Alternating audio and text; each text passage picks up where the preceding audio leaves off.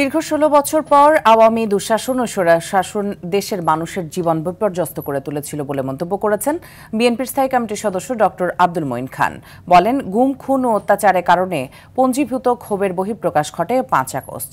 তাই ছাত্র জনতা সহ দেশের মুক্তিকামী মানুষ ঢাকার রাজপথে নেমে আসে। সকালে গণ অভ্যুত্থানের ১ বছর পূর্তি উপলক্ষে নরসিংদীর পলাশে বিএনপি ও এর অঙ্গ সংগঠনের আয়োজনে বিজয় র্যালিতে প্রধান অতিথির বক্তব্যে তিনি এসব কথা বলেন।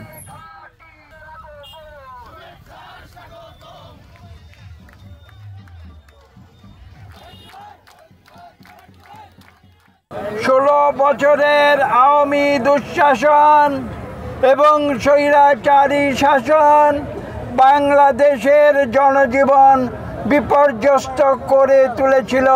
বাংলাদেশে একটি সুষ্ঠু নিরপেক্ষ নির্বাচন দ্রুত সম্পন্ন করে বাংলাদেশকে যত শীঘ্রই সম্ভব একটি গণতান্ত্রিক রাষ্ট্র ব্যবস্থায় পরিণত করতে হবে।